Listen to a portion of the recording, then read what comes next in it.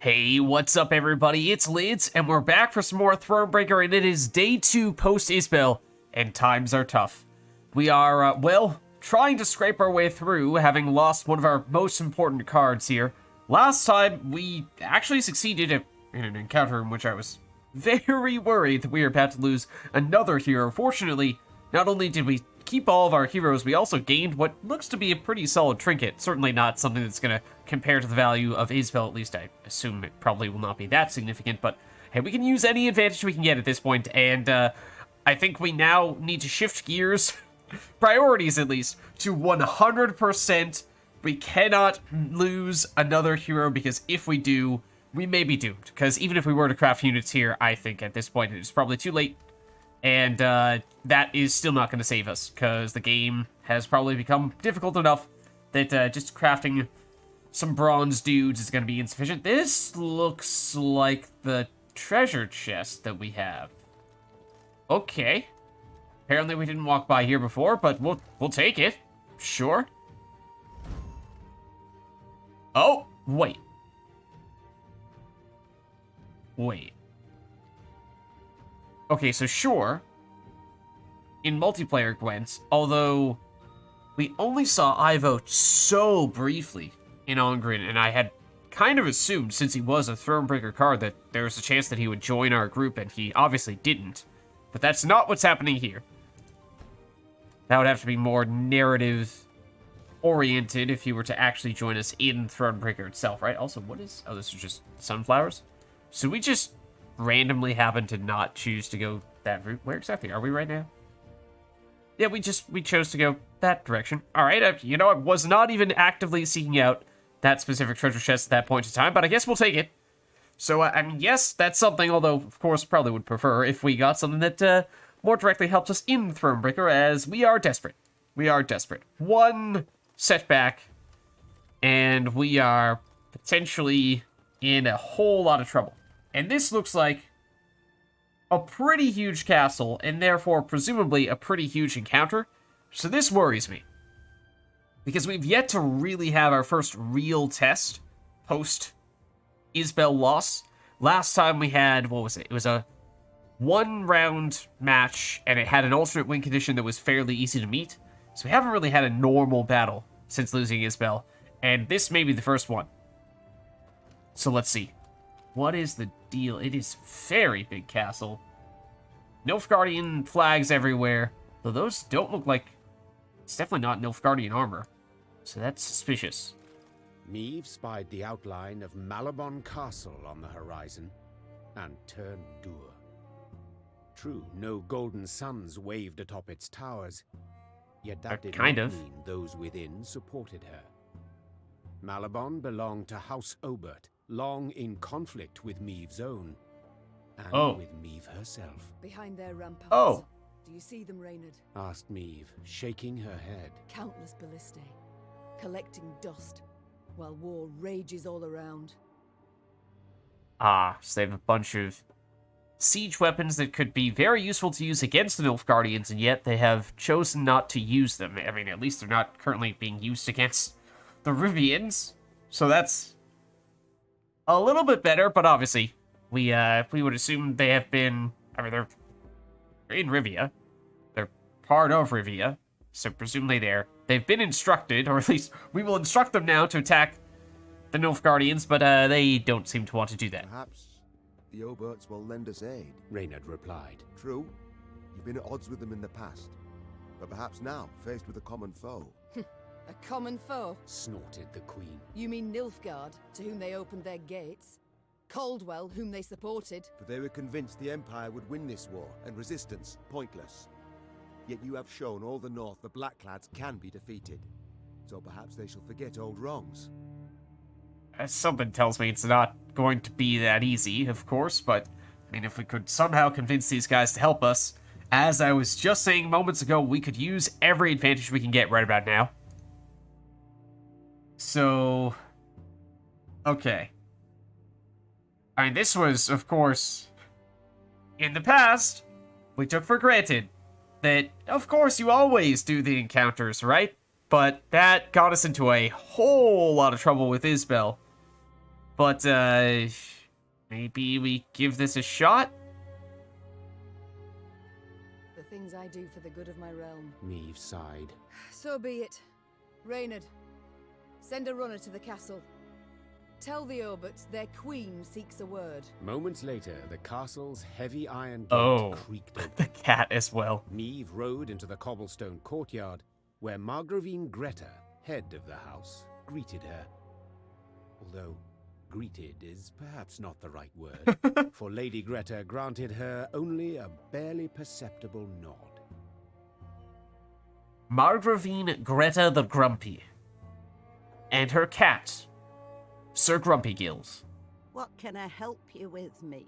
The war, my dear. That is, The one madame. fought outside the walls of To your you? castle. Greta smiled to herself, then intertwined her brittle, ring-covered fingers. I'm afraid that's impossible. It is a vassal's sacred duty to serve her liege, and And my liege is King Willem. Greta calmly retorted.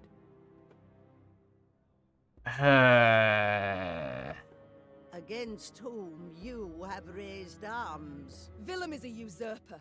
He unlawfully stripped me of my crown. The Council of Peers deprived you of your crown, Greta said, pursing her eyes into thin slits. fearing you would drag this realm into a senseless war.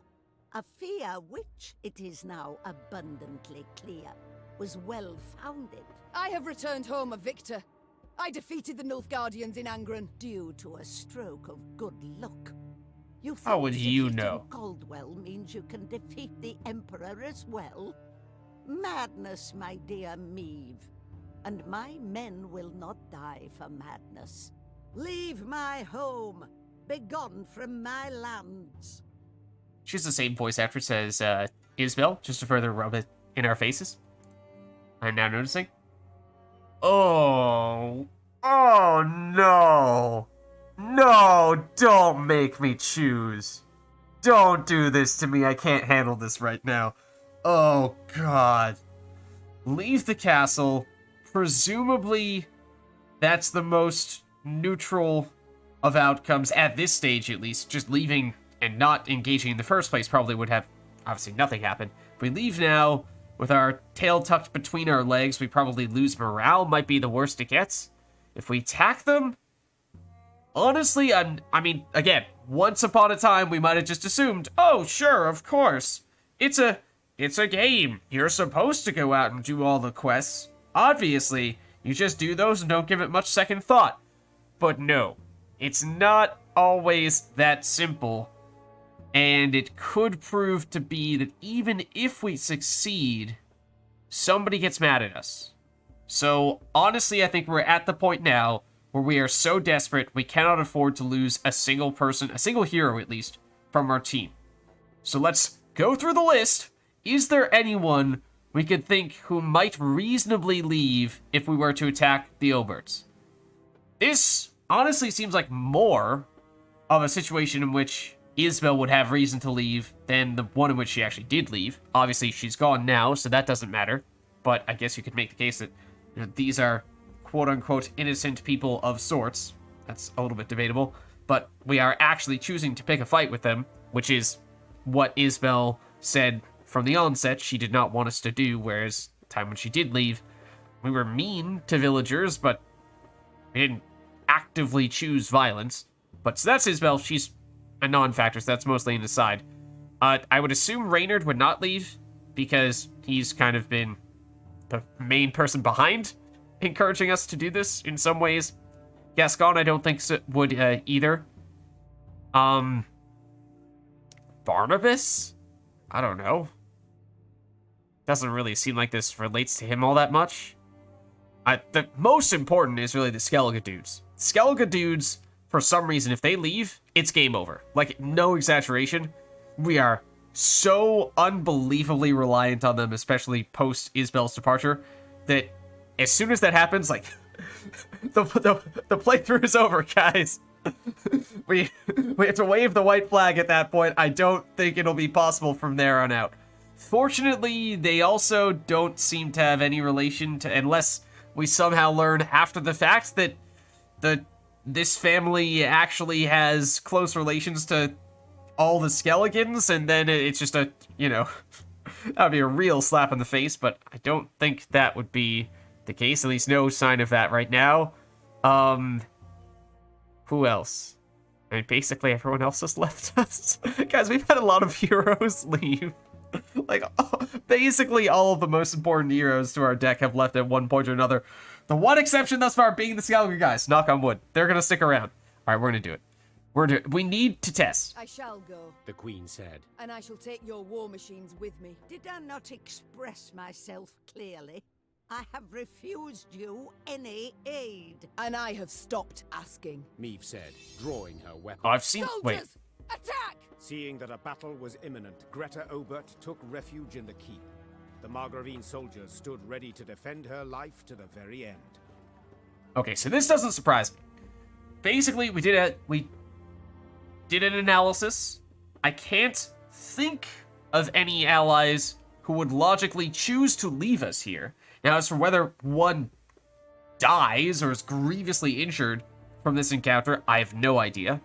That's, of course, theoretically a risk of any battle. But the upside is, hey, they have siege engines, they have war machines, and other resources potentially that could be helpful in our efforts against the Nilfgaardians. And as we were saying, we could use any sort of advantage we can get at this point. So that's the upside. But also, I don't remember if we've seen this art yet, but I've definitely seen this show up before. This is a great, great picture here. Like, that's classic Thronebreaker right there, I feel like. Okay. What have we gotten ourselves into? Have we shot ourselves in the foot? Or can we truly finish this and not have to worry about any nasty consequences later on? I don't know. We're going to see. Castle Obert. It's only one round and special rules, though I'm jumping ahead a bit here. Let's see. So, Margrave Greta Obert's hands were twisted with arthritis, her eyes cloudy, but her mind remained sharp.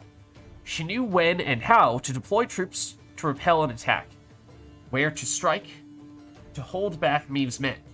In other words, despite her advanced age, she proved a dangerous opponent, a skilled combatant. Oddly enough, prevent any dilapidated ballista from being destroyed. But dilapidated is such an amazing word that you don't hear every day. But okay, so that would imply that there's a chance we can gain some ballistae upon completing this encounter. Optional, eliminate all Obert family guards. I'm thinking that might be the route we want to go here, but let's see. Let's jump in. So it's definitely not your standard battle, kind of similar to the encounter we did last time round. So maybe it's nasty encounter in the middle that risks you losing an ally. And I don't remember if I said this before, but I have wondered if maybe you just avoid that encounter in which we lost Isabel altogether, and that's the only way to not lose her. And people who've played Thronebreaker before just know that. But then the encounter on the side with the mine that we did most recently was also shortened battle, special win conditions, and we did get something out of it. So that maybe if it's similar to that, then that could certainly be useful. But okay, so we have in fact both of the cards that we changed out. We've of course added muzzle, which was the thing that we gained last time round, so we can seize a bronze enemy unit. And the Mahakam Shield Bearer we had to throw in. Can't target a boss, but set a unit's power equal to the Shield Bearer's power, which is going to be 7 at the time that we play him, because he'll get boosted up by our Valmir's Horn. So basically just something real. It's another way to deal with really highly boosted cards. And also, what do we have here? Obert Family Guard, excuse me, that is Trident Infantry, and is one of my favorite cards. Like, my original favorite card from multiplayer Gwent, from when I first started playing. So how dare you rename them and also use them against us? Caldwell's Adherent. Trigger all allies' loyal abilities twice. Cooldown 4. So it is possible for them to use that a couple of times. No ability. But wasn't it destroying those guys that has us succeed? And that's our alternate win condition? But we can't have any of these guys. Was it destroy or was it even take damage? Oh. Yeah, that might be a problem. That might be a problem. Because we can't control who these Arbalists are going to hit when we use our leader ability, so it functionally, in all likelihood, means that we just can't use our leader ability here. Unless we are just really precise with our damage through other means, so... Okay. I also think that we have to destroy, not just steal or transform into a Jade figurine, although that is something that we were also wondering last time around with the Artifact Impression. It might have actually worked with that.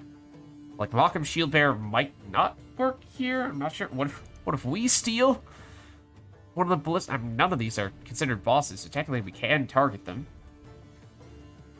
Okay. I'm not really sure we want to use the Alchemist here. Tainted Ale technically is a form of removal, but I'm assuming we're going to try to go for the removal option rather than the just simple outscore them option. So Skellige dudes, I mean, they're not the best at pure damage, but it is technically a thing that they can do. And also, you know, stealing this is maybe not the best. What do these guys actually do, though? Damage units by 3, 2, and 1 cooldown. That's a lot of damage. Wow. Wow. Okay. So I'd kind of like to steal them, but on the other hand, as soon as we do that, they're going to get targeted by our opponent, and that's not good news. I think we dump... I can't do that. Yeah, that's probably fine. I think we have to dump... I mean, we might be able to steal something else, I suppose, but I'm concerned a little bit about the stealing component. So what? Damage from these guys you can at least weaken. Well, that's not a lot of damage. And then Disgraced Warrior is, if we get him big enough at least, more capable of dealing a... well, maybe not even necessarily more capable of dealing a big chunk of damage. Certainly not with a one-round match. This can remove one. This can steal one. We still don't know what that does. That counts or not. This sets up you guys a little bit more. Patricide really feels like the big answer here. And in fact, I'm pretty sure he was the easy answer in the previous encounter as well. So if we just keep him alive, then we might be good. Oh. With no Mahaka Mail, that might not necessarily be the easiest thing to do. So that scares me a bit. We did swap that out to make room for Muzzle. Alright, well, we're going to see. I'm not really sure we can get much better than this, because our deck is it's not as strong as it used to be. And Epdahi, you are no different.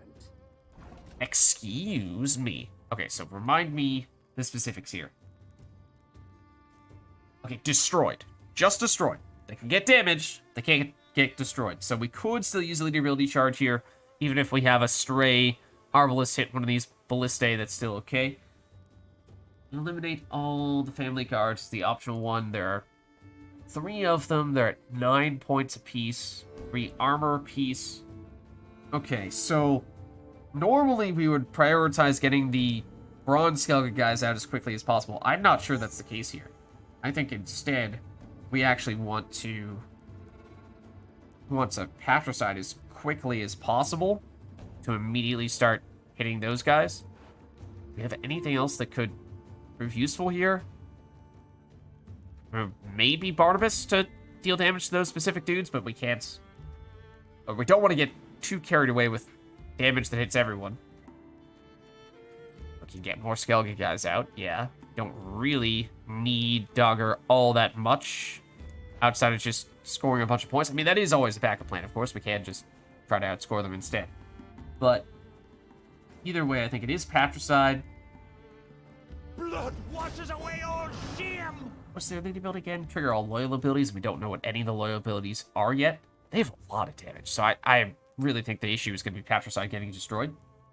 Which I guess means that's where destroying all the Skellige guys quickly comes into play. It's more so just a way to boost up Patricide, the more I think about it. Okay. Could we deliberately not use leader ability yet? It's gonna take us a while if we go this route, but I'm thinking spend a turn to get Disgraced Warrior down. Then spend a turn to go Devona Runestone.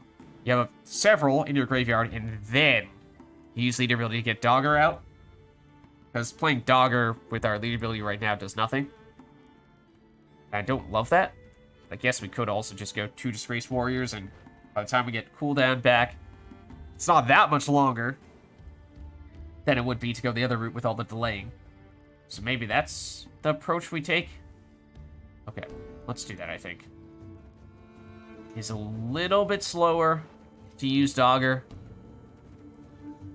But it does get more of these guys out more quickly. Again, you could make a case for Barnabas. There's a chance we could get some value out of that, but don't really know definitively, and I don't like the random damage hitting that ballista. Waiting for a personal invitation?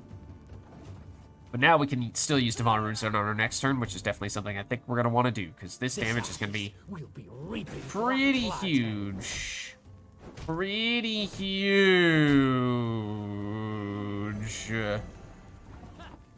Okay. Okay. Oh, well, then again, Patricide we can get back out with Dogger as well. So there is that aspect, too. Okay, and we can sacrifice those warriors to you as well.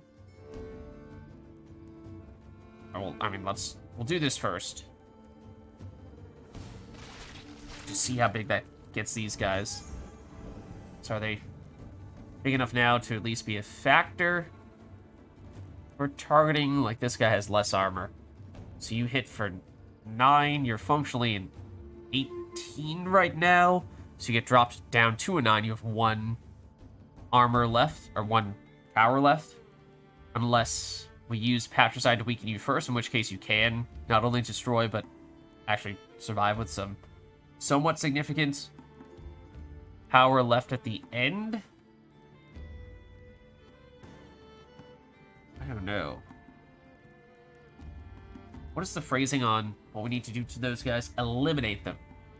Surely transforming them into a Jade figurine is a form of elimination, right? So I think in that case, we can also use Raynard later on, which could be pretty useful too. Because this will destroy you, but it won't destroy you, which is a good thing and a bad thing. You're not making other people stronger, which is a little bit of a downside. And now might delay you, especially if we suspect that Patricide might get destroyed on this turn. I think that will happen. So this is what? That's 6 damage plus 6 damage is 12 total. So yeah, this is where having the Malcolm Mail to potentially get some additional boosts on Patricide would have definitely been nice. It could have potentially been the difference between him dying on this turn and surviving one more turn, and since he's at least combined with a Disgraced Warrior enough to, oh, now you're going for that guy. Kind of, sort of, a little bit. Okay. Combination of these two is enough to destroy one of them. So what if we do this now? We do this. We do this, and then next turn, there's a chance we just Artifact Compression and win, depending on that technicality of does that count when we go that route. Otherwise, I mean, I guess you could Tainted Ale, and that'll work after a few turns. That's, I suppose, more of a sure thing. Could have even made a case for using Raynard there, just to get another turn of Patricide, because you'd have to think Patricide's going down on this turn. Surprised they didn't destroy him on the previous turn.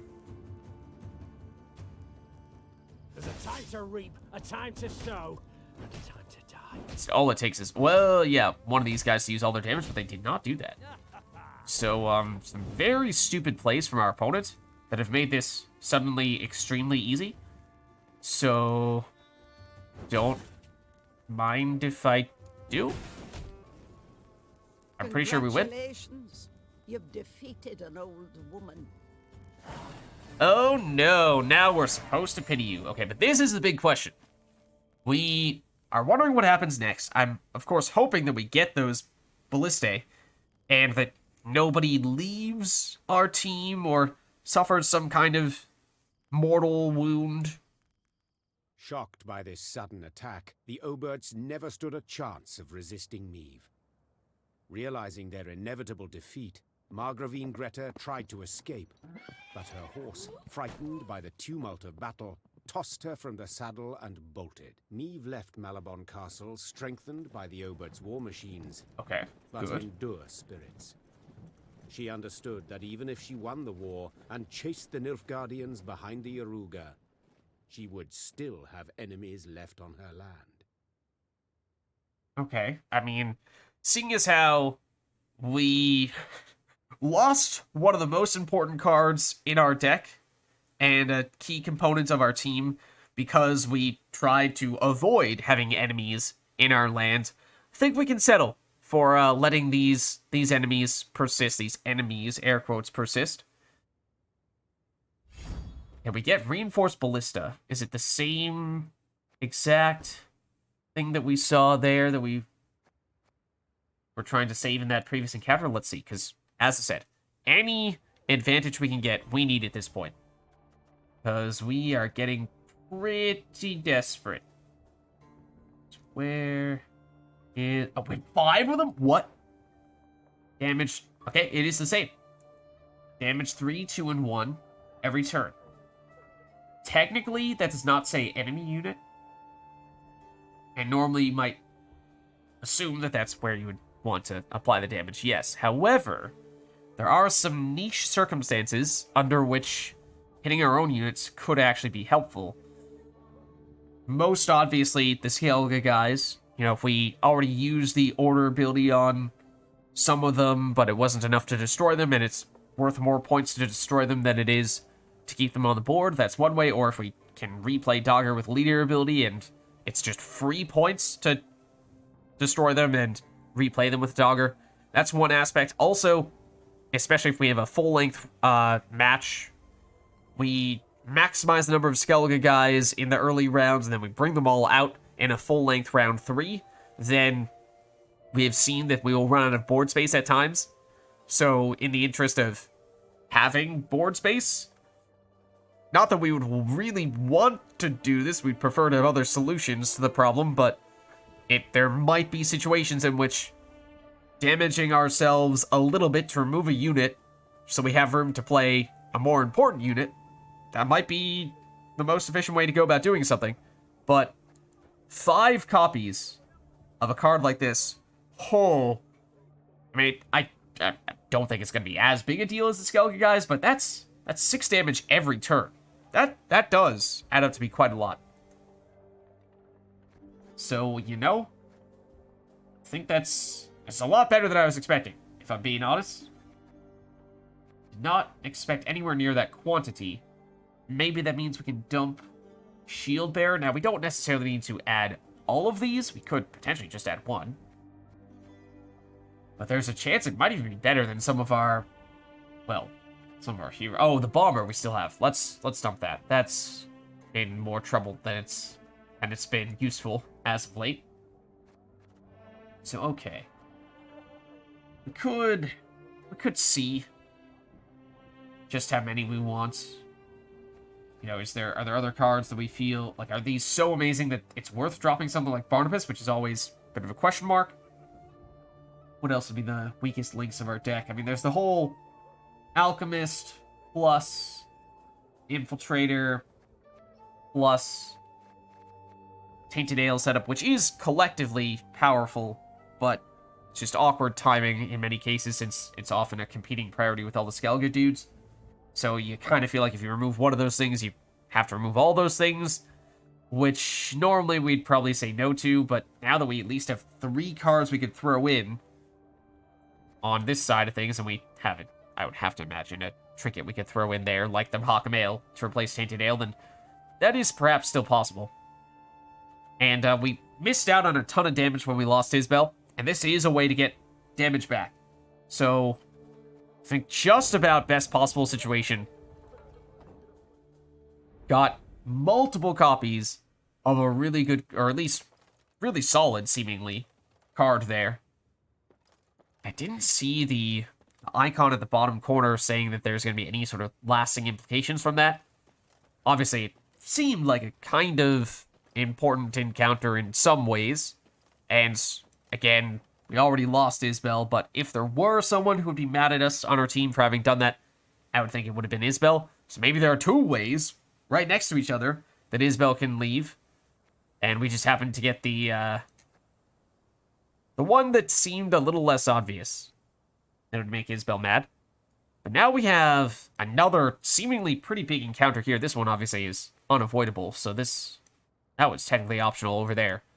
So whether that means this one's easy, I mean, these have also been, this one over here and this one over here, they were both pretty easy. But this right here, we still have yet to have our real test post-Isbel of how confident are we in how strong our deck is. We do now have that several new cards, so maybe that puts us in a place where we're feeling a little more confident with all that. But that being said, I do think this is still a good place for us to wrap up here, and we'll see. I imagine this is going to be a pretty significant encounter here. So once we've done that, that opens us up to a much larger area where, basically, if we get stuck here, we're in serious trouble, because there's no way around this. We have to do it. But if we can get past that, then if we run into some difficult encounters here or there, we should be able to go in a different direction, see if we can power ourselves up through some other means, get some other cards. And, I mean, technically, if disaster strikes and it turns out that post-loss of Isbel, we just can't defeat enemies with any consistency, it's just impossible, seemingly, for us to beat some enemies. Technically speaking, as long as we can make it through here, it looks like we might be able to skip, you know, the optional encounters over off to the sides and just go straight to what I assume is the final main quest mission of the entire game. Obviously, I don't want to do that, but again, we might not have the choice if we get that desperate, but we'll see. We'll see. Like I said, this is probably a good place for us to wrap up here, so thank you all for watching. Hope you enjoyed the video, and I'll catch you next time.